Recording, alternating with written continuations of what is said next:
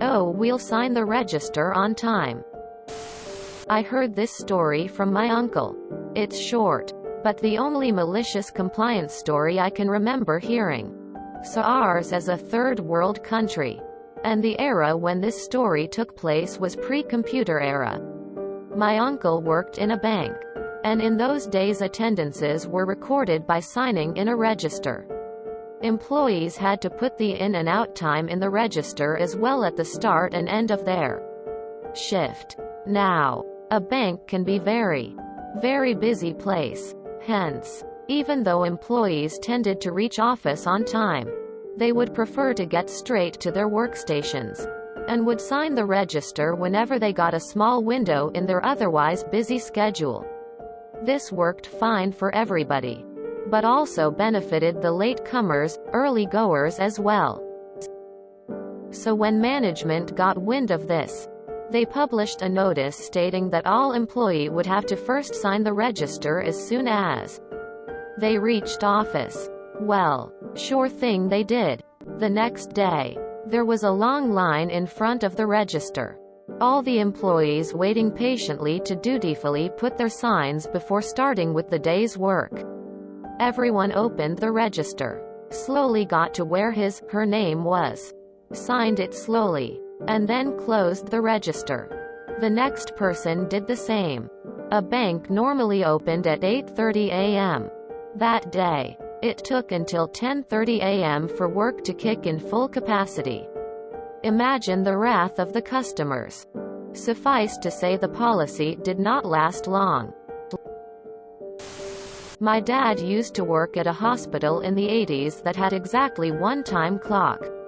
Manglement didn't understand when he tried to write him up for being late that it is impossible for 250 employees to clock in at exactly 9 a.m. on one clock. Just can't happen. They had to have people lining up in ridiculously long queues until they decided their policy. A loud grace period was indeed acceptable. I have always hated this. A simple, easy policy that works for everyone except for Jones and Smith, who take advantage of the system. So instead of watching to see when they come in and meeting them at their desks one day with a simple write-up or suspension depending on HR rules, they instead make a blanket new policy to mess with everyone. Now saying to everyone, because we can't manage effectively, we can't trust any of you. Perfect compliance. Lol. We had sheets to log in and out.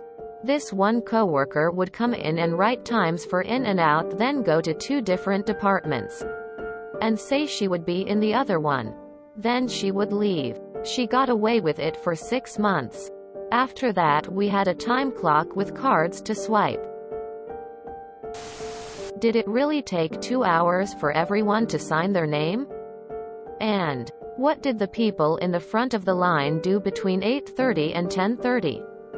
Weren't they signed in and ready to start working shortly after 8:30 since they were at the front of the line? SBI.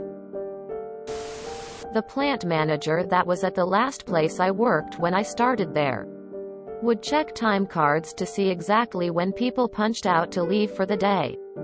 There was no cleanup on company time. If you punched out on the hour or less than 1 minute past, he assumed you were waiting at the time clock, and you were written up as you were stealing time from the company. Had to stay at your work area till the clock struck the hour. Hard to believe, as it shouldn't take 2 hours to sign in. I mean, it is just your name and time. It cannot take 10 seconds per person. 100 people at 10 seconds each is just over 15 minutes. How many people worked at the bank? 700? Find name. Sign name. Write time. This took 2 hours.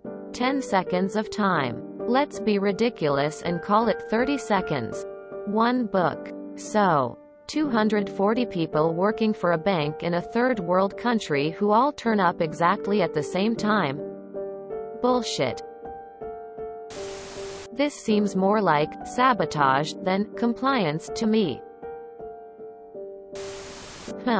Guess they'd never heard of a time clock way back then. Friendly correction comes after. You had, then. The second was superfluous. If you enjoyed this video, please check out our playlists full of similar content. Epic Aircast is like doom scrolling for your ears. Please like, share, and subscribe.